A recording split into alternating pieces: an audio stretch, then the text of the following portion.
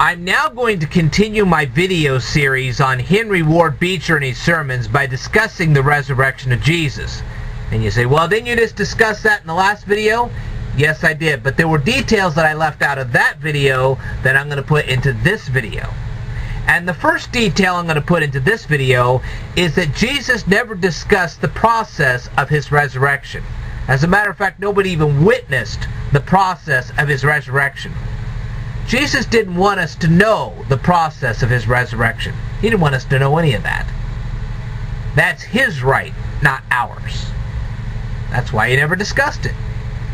Okay? Now,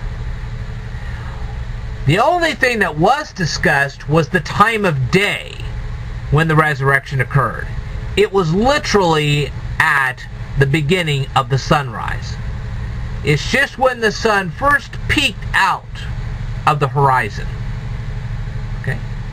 And I thoroughly believe that when we are resurrected, that's going to be the exact time of day it's going to happen, when that sun first peeks out from the horizon.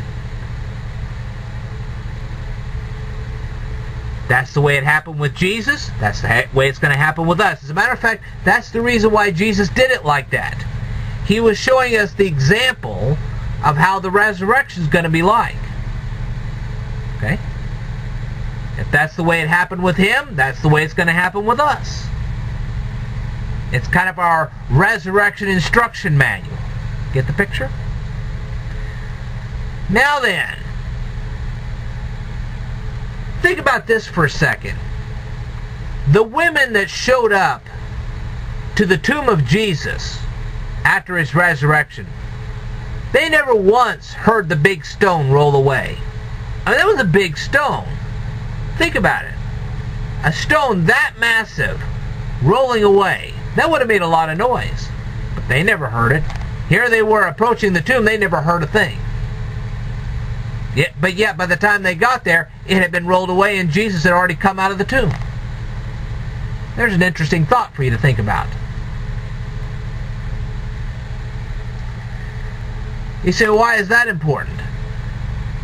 Because I thoroughly believe that when our tombs are opened up on resurrection morning, well, the people around us, except for the Christians might be able to hear that. Nobody else will. They're not even going to notice. Not until it's far too late. That's an interesting point. Now, these women, when they saw Jesus for the first time after the resurrection, they were just about ready to bow down to him. But Jesus didn't want these women afraid of him. He was the kind of person that would say, rise, go forth. He didn't want them so morbidly afraid of him that they were just going to kneel all the time and do nothing else. It's like, thanks for honoring me, but I want you to be filled with joy, and I want you to share that joy with everybody. We should respect Jesus, but we shouldn't be morbidly afraid of him. After all, we're supposed to be his followers. So why are we afraid of him? Respect him, yes. Be afraid of him, no. Okay? Now think about this for a second. Why are we buried right side up? Think about that for a second. Why are people buried right side up? Now you say, well, there are lots of people that are buried at sea, and sometimes they're burned up in fire, and they're not buried right side up. But for the ones who are, why are you buried right side up? Because when Jesus opens up the tomb on resurrection morning, the first thing you're going to see is his face. Think about that for a second. For those who follow Jesus, that'll be the most beautiful thing you'll ever see. You'll be glad to see him. You'll be really thankful to see him. And that's the way he wants it. He wants you to see him the very first thing. You'll just be delighted. Now then, the body of Jesus was in perfect shape when it came out of the tomb. There was nothing wrong with that body. Think about that. That's the way our bodies are going to be. They're not going to be infirmed anymore. They're going to be in perfect shape. You're going to look better when you get resurrected than you ever did in this life. And that's the truth. The idea of the resurrection of Jesus was to show us how we were supposed to die and be resurrected. Not, no, don't get that. No, not everybody's supposed to be crucified. That's not the point. The point is that the process of death and resurrection was exemplified by Jesus. Okay? He was showing us the example of how we are to be buried and how we are to be raised from the dead.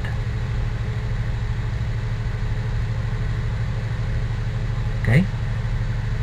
Sort of like in a textbook. When you have an example, there you go. They usually give example problems in textbook. This is Jesus' example in his textbook. Okay? Alright. Now then.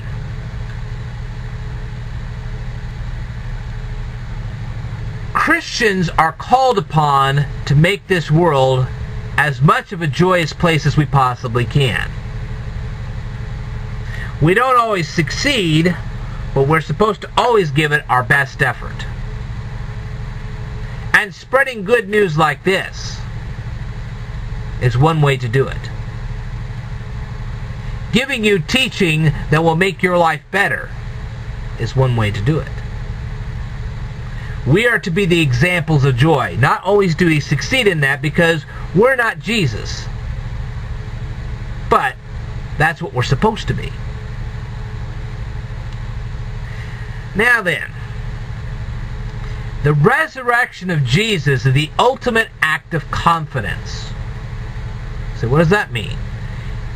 If you are so confident that Jesus conquered death, hell, and the grave, then why are you worried about what men will do to you?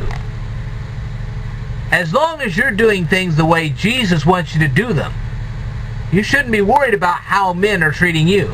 Because if men persecute you for doing what Jesus told you to do, Jesus will answer those men. And if they kill you, so be it. If these men go out and kill you for doing the work of Jesus, Jesus will deal with them personally. Don't worry about it. You get to go through resurrection, and they get to go through torment. Jesus will see to that.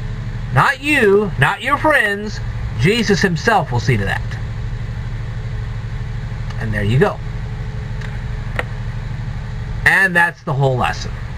Alright, I will tell you more in a future video, so I want you to stay tuned.